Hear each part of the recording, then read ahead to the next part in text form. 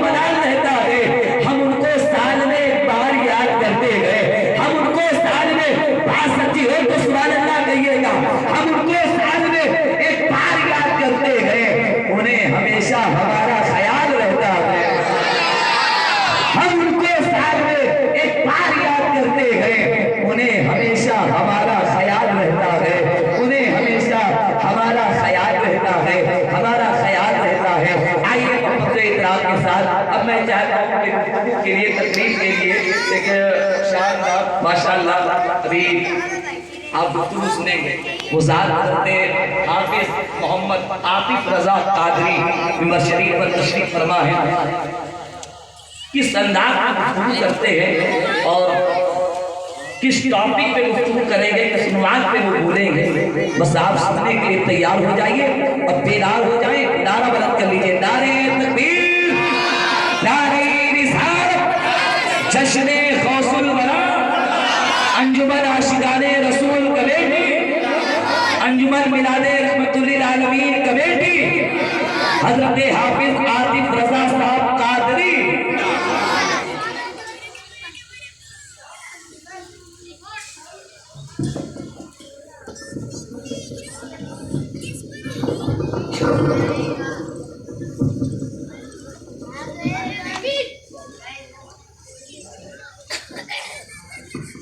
अस्सलामु अलैकुम वरहमतुल्लाहि वबरकातुहू।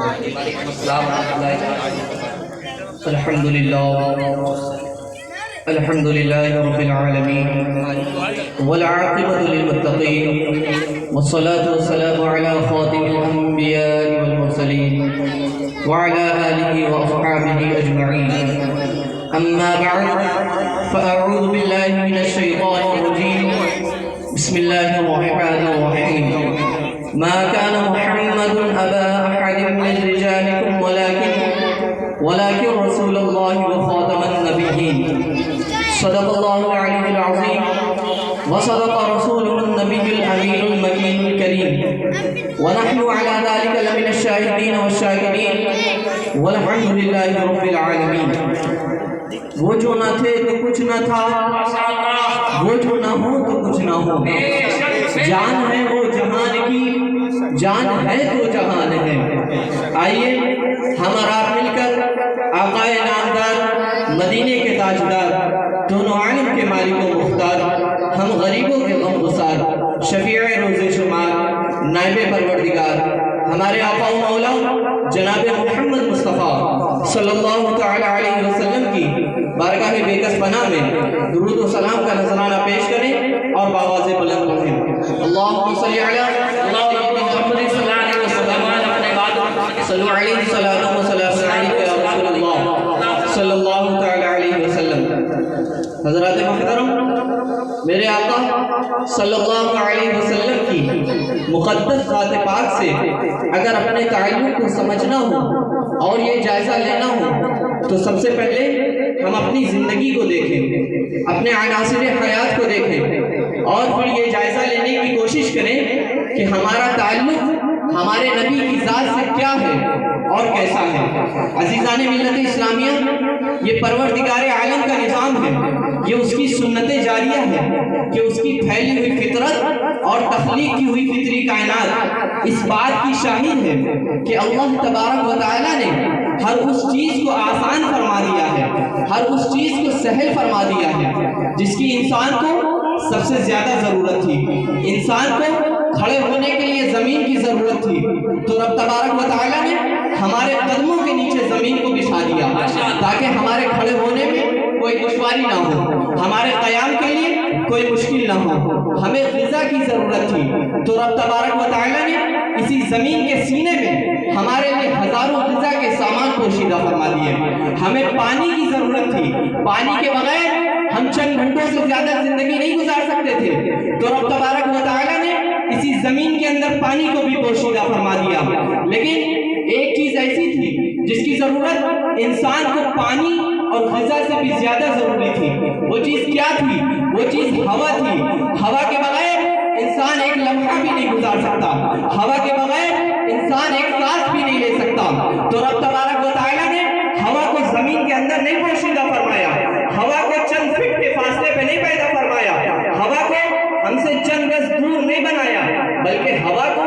ہماری ناک کے قریب پیدا فرما دیا تاکہ جب بھی ہمارا نظام تنفس ہوا کی ضرورت کو محسوس کرے تو ہمیں کہیں دور نہ جانا پڑے بلکہ ہم سانس لیں اور ہوا ہمارے لیے حیات کا سبب بن جائے۔ ہوا اتنی ضروری تھی انسانی زندگی کے لیے، ہوا کی ضرورت تھی تو ناک کے قریب کر دیا، اور ایمانی زندگی کے لیے نبی کی ضرورت تھی تو جان سے زیادہ قریب کر دیا۔ النبی اولا بالمؤمنین من انفسہم، نبی مسلمان کی جان سے زیادہ قریب ہے۔ حضرات محترم، آپ غور کریں کہ اگر ہوا دور ہو جائے تو انسان بے جان ہو جایا کرتا ہے، اور اگر نبی دور ہو جائے تو انسان بے ایمان ہو جایا کرتا ہے۔ نبی کی ضرورت انسان کے لیے بے پناہ ضروری ہے، نبی کی ضرورت ایمان کے لیے بے پناہ ضروری ہے، نبی کی ضرورت عقیدے کے لیے بے پناہ ضروری ہے، نبی کی ضرورت انسان کی عظمتوں کے لیے بے پناہ ضروری ہے۔ حضرات محترم، نبی کا رشتہ ہماری زندگی سے ہے کیا؟ نبی کا تعلق ہماری زندگی سے کیا ہے؟ اگر آپ اسے سمجھنا چاہیں تو اپنی زندگی کو دیکھیں کہ ہماری زندگی دو چیزوں کا مجموعہ ہے، ایک کو ہم دیکھ سکتے ہیں اور دوسرے کو ہم نہیں دیکھ سکتے۔ ہم جسم اور روح کا مجموعہ ہے۔ جسم نظر آتا ہے مگر روح نظر نہیں آتی۔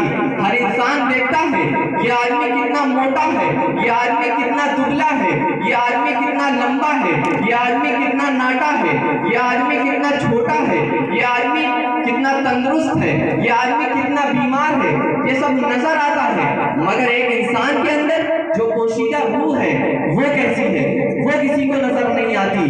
کوئی نہیں جانتا کہ ایک صحت مند آدمی کے اندر جو پوشیدہ روح ہے وہ بیمار ہے یا صحت مند۔ حضرات محترم، یہ بھی عجیب بات ہے، جو نظر آتا ہے وہ کچھ نہیں ہے اور جو نظر نہیں آتا وہی سب کچھ ہے۔ جسم نظر آتا ہے مگر جسم کچھ نہیں ہے، اور روح نظر نہیں آتی مگر روح سب کچھ ہے۔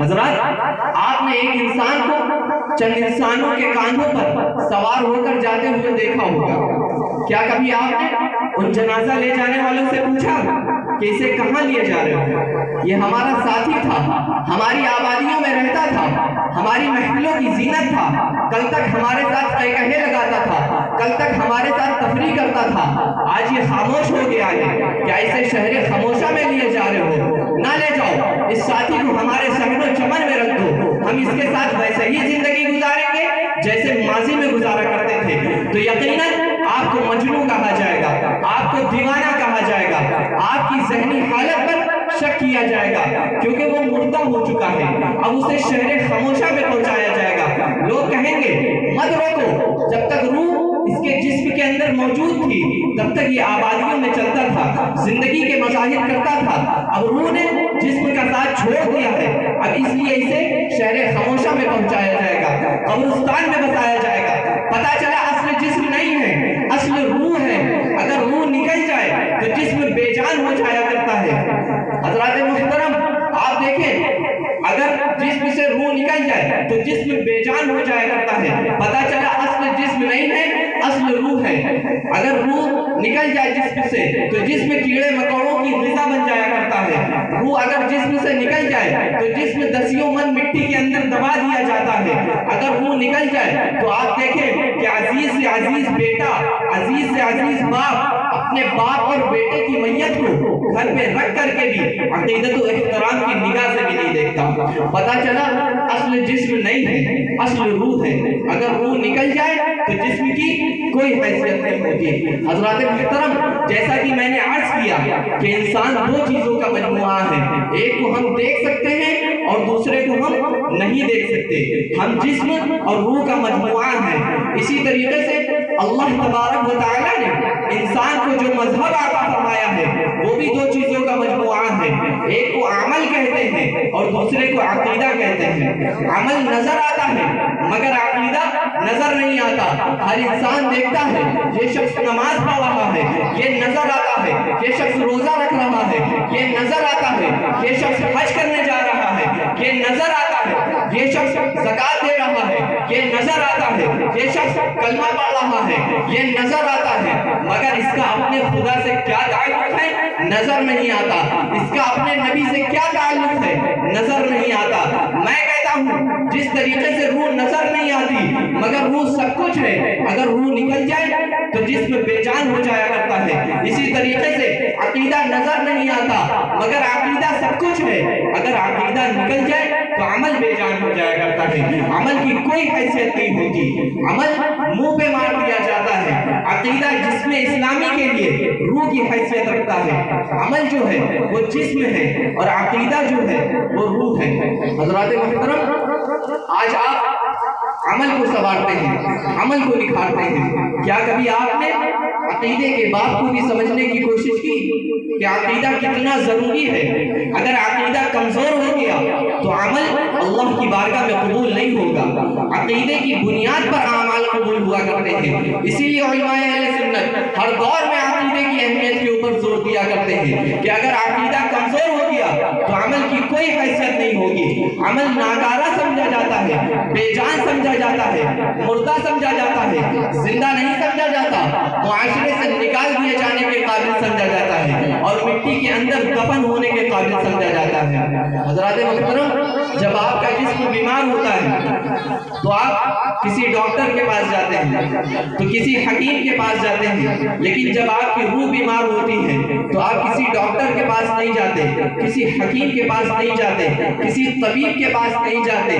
آپ کہیں گے میاں بڑی انوکھی بات کر رہے ہو، آج تک تو جسم کی بیماری کے بارے میں سنتے آئے ہیں، کیا کبھی روح بھی بیمار ہوتی ہے؟ میں کہوں گا جی ہاں، روح بھی بیمار ہوتی ہے. یہ بڑی بھیانک بیماری ہوا کرتی ہے. جب ایک جسم بیمار ہوتا ہے تو تنہا ایک جسم بیمار ہوتا ہے، لیکن جب ایک روح بیمار ہوتی ہے تو پورا کا پورا معاشرہ غارت ہو جایا کرتا ہے.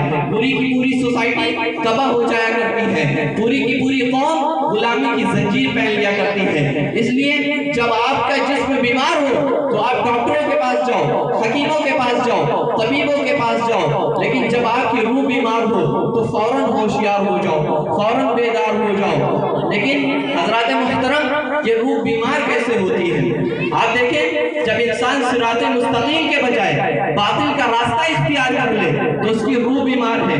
جب انسان وفادار مصطفیٰ ہونے کے بجائے غدار مصطفیٰ بن جائے تو اس کی روح بیمار ہے. جب انسان محبتوں کے بجائے نفرتوں میں مبتلا ہو جائے تو اس کی روح بیمار ہے.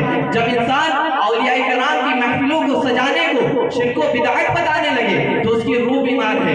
جب انسان عقیدے کی سطح پر غلام نبی ہونے کے بجائے غدار نبی بن جائے تو اس کی روح بیمار ہے. جب انسان حلال کمانے کے بجائے حرام کمانے لگے، حرام کھانے لگے تو اس کی روح بیمار ہے. حضرات، اب آپ مجھ سے پوچھ سکتے ہیں کہ جب ہمارا جسم بیمار ہوتا ہے تو ہم ڈاکٹروں کے پاس جاتے ہیں، کیونکہ میں کہتا ہوں ڈاکٹر بھی فانی ہے اور وہ فانی جسم کا علاج کرتا ہے، جو آپ کے علاج سے پہلے آپ کی حیثیت مالی کا مطالعہ کرتا ہے. مریض تڑپ رہا ہوتا ہے، سسک رہا ہوتا ہے اور اس وقت ڈاکٹر جیب کا وزن دیکھا کرتے ہیں. میں کہتا ہوں بلا شبہ جب آپ کا جسم بیمار ہو تو آپ ڈاکٹروں کے پاس جاؤ، حکیموں کے پاس جاؤ، طبیبوں کے پاس جاؤ، کیونکہ یہ ڈاکٹر بھی فانی ہے اور یہ فانی جسم کا علاج کرتے ہیں. لیکن جب آپ کی روح بیمار ہوگی تو یہ ڈاکٹر آپ کو کچھ نہیں دے سکتے. اس وقت آپ کہاں جائیں گے؟ میں کہتا ہوں اس وقت آپ کو گنبد خضرا کی چھاؤں میں آنا پڑے گا، انیس بے کسا کی بارگاہ میں آنا پڑے گا، چار ساز دردمندہ کی بارگاہ میں آنا پڑے گا، سرور کائنات کے بارگاہ کرم سے وابستہ ہونا پڑے گا. تبھی تو میرے امام فرماتے ہیں فرقے گلی گلی تباہ ہو کرے سب کی کھائیں کیوں، دل کو جو عقل دے خدا تیری گلی سے جائیں کیوں. محمد عربی صلی اللہ علیہ وسلم بیمار روحوں کے لیے شفا بن کر آئے ہیں. محمد عربی بیمار روحوں کے معالج بن کر آئے ہیں. محمد عربی بیمار روحوں کو آراستہ کرنے کے لیے آئے ہیں. محمد عربی بیمار روحوں کو زندگی بخشنے کے لیے آئے ہیں. حضرات محترم، جب آپ کا جسم بیمار ہو تو آپ ڈاکٹروں کے پاس جاؤ، لیکن جب آپ کی روح بیمار ہوگی تو اس وقت آپ کو محمد رسول اللہ صلی اللہ علیہ وسلم کی بارگاہ میں آنا پڑے گا، چار ساز دردمندہ کی بارگاہ میں آنا پڑے گا، انیس بے کسا کی بارگاہ میں آنا پڑے گا، اس ذات کریم کی بارگاہ میں آنا پڑے گا جس کے قدموں کی برکت سے آج دنیا کا ذرہ ذرہ روشن ہے. حضرات محترم، آج گلی میں ٹہلنے والے کچھ عقل کے اندھے، شکل کے گندے ہم سے یہ سوال کر سکتے ہیں کہ ہم تو कानपुर की सरजमी पर बीमार हैं और तुम पता मदीने मुनव्वरा का बता रहे हो। हम तो यहाँ बीमार हैं और तुम पता गुंबदे खजरा का बता रहे हो। बस आप उनको एक सादा सा जवाब दिएगा कि हम उनसे दूर हैं लेकिन वो हमसे दूर नहीं है। दिल के आईने में है तस्वीर यार, दिल के आईने में है तस्वीर यार, जब जरा गर्दन झुकाई देगी। सुभान अल्लाह, सुभान अल्लाह। मेरे आका सल्लल्लाहु अलैहि वसल्लम को जब भी रूह पुकारेगी वो सुनेंगे, जब भी उन्हें रूह आवाज देगी वो सुनेंगे, जब भी रूह हमारी तड़पेगी वो सुनेंगे, जब भी रूह बेचैन होगी वो सुनेंगे, क्योंकि उन्हें रूहों का मुआलिज बनाकर भेजा गया है, रूहों को शिफा देने वाला बनाकर भेजा गया है। हजरात मोहतरम, वो हमसे दूर नहीं है, बस उन्हें पुकारने के लिए टूटे हुए दिल की जरूरत है, शिकस्ता एहसास की जरूरत है। शीशा भी एक दिल है और दिल भी एक शीशा है। जब दिल टूटता है, जब शीशा टूटता है तो उसमें चेहरा ही नजर आता है, लेकिन जब किसी गुलाम का दिल टूटता है तो उसमें मदीना मुनव्वरा नजर आता है। ये टूटा हुआ दिल शहे कौनैन का घर है, ये टूटा हुआ दिल शहे कौनैन का घर है। अल्लाह मेरे जज्बे तसव्वुर का असर है और बैठा हूँ यहाँ गुंबदे खजरा पे नजर है। हजरात मुहतरम, मेरे आका सल्लल्लाहु अलैहि वसल्लम को जब भी रूह पुकारेगी वो सुनेंगे, बस उन्हें पुकारने के लिए टूटे हुए दिल की जरूरत है, शिकस्ता एहसास की जरूरत है। अगर टूटा हुआ दिल लेकर ना जाओगे तो मुमकिन है कि तवज्जो ना पा सकोगे, कि मुमकिन है तुम्हारी नजर उस तरफ ना हो सके।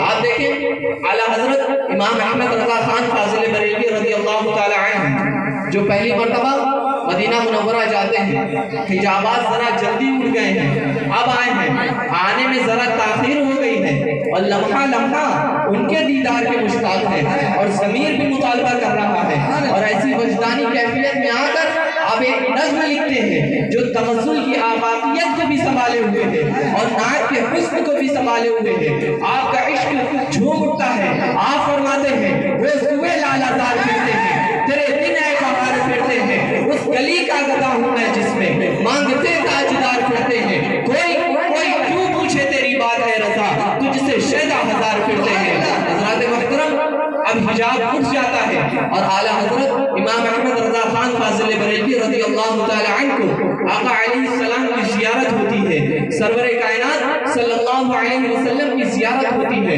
ये मुकद्दस जुमले, ये मुकद्दस शेर दिल के टूटने की अलामत है, दिल के शिकस्ता होने की अलामत है। तभी तो शायर ने क्या खूब कहा है, ये टूटा हुआ दिल शहे कौनैन का घर है, वल्लाह मेरे जज्बे तसव्वुर का असर है और बैठा हूँ यहाँ गुंबदे खजरा पे नजर है।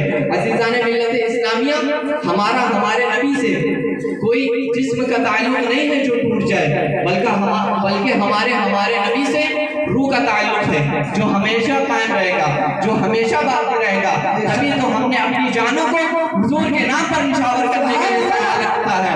अभी तो मेरे इमाम ने हमें यह अकीदा भी दिया है, करूँ तेरे नाम पे जाफिदा, न बस एक जादू जहां फिदा, तो जहां से भी नहीं जी बरा, करूँ क्या करूँ जहां नहीं। नारे तकबीर, नारे तकबीर, नारे रिसालत, नारे रिसालत, पैगाम आला हज़रत सरकार गौसे आज़म, सरकार गौसे आज़म, नारे तकबीर, नारे रिसालत। अल्लाह तबारक व तआला से दुआ है, अल्लाह तबारक व तआला हमारे बोलने को और आपके सुनने को अपनी बारगाह में कबूल फरमाए और हम सबों को हुजूर सरकार गौसे पाक रज़ी अल्लाह तआला अन्हु के फैज़ान से माला माल फरमाए और हमारे दिलों में औलिया-ए किराम की मोहब्बत अता फरमाए। व मा अलैना इल्लल बलागुल मुबीन। अस्सलामु अलैकुम व रहमतुल्लाहि व बरकातुहू।